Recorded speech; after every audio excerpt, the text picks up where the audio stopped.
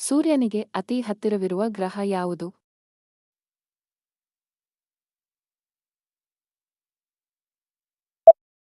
ಬುಧ ಗ್ರಹ. ಜಗತ್ತಿನ ಅತಿ ದೊಡ್ಡ ಬಾಹ್ಯಾಕಾಶ ಸಂಸ್ಥೆ ಯಾವುದು?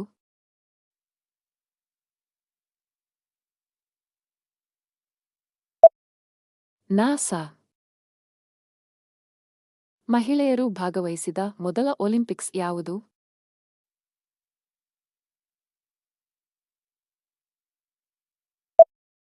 1900ರಲ್ಲಿ ಫ್ರಾನ್ಸ್ನ ಪ್ಯಾರಿಸ್ನಲ್ಲಿ ನಡೆದ ಬೇಸಿಗೆ ಒಲಿಂಪಿಕ್ಸ್.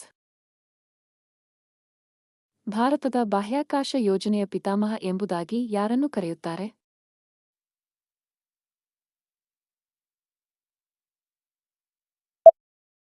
ವಿಕ್ರಮ್ ಅಂಬಾಲಾಲ್ ಸಾರಾಭಾಯ್. ಉಪಗ್ರಹಗಳು ಇಲ್ಲದಿರುವ ಗ್ರಹಗಳು ಯಾವುವು?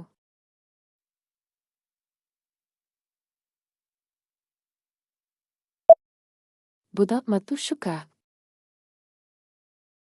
ಭಾರತದ ಐಟಿ ಪಿತಾಮಹ ಎಂಬುದಾಗಿ ಯಾರನ್ನು ಕರೆಯುತ್ತಾರೆ?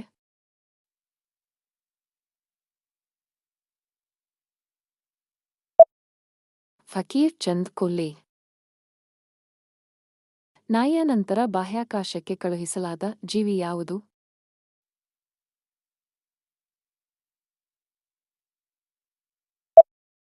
ಹ್ಯಾಮ್ ಎಂಬ ಚಿಂಪಾಂಜಿ. ಆಸ್ಕರ್ ಪ್ರಶಸ್ತಿಯನ್ನು ಪಡೆದ ಮೊದಲ ಭಾರತೀಯ ಮಹಿಳೆ ಯಾರು?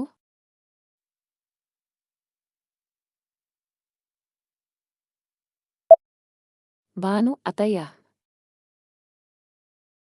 ಯಾವ ದಿನವನ್ನು ಭೂಮಿಯ ತಿರುಗುವಿಕೆ ದಿನ ಎಂಬುದಾಗಿ ಆಚರಿಸುತ್ತಾರೆ?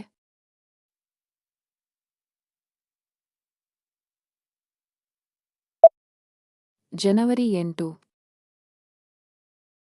ಭಾರತದ ಅತಿ ದೊಡ್ಡ ರಾಜ್ಯ ಯಾವುದು?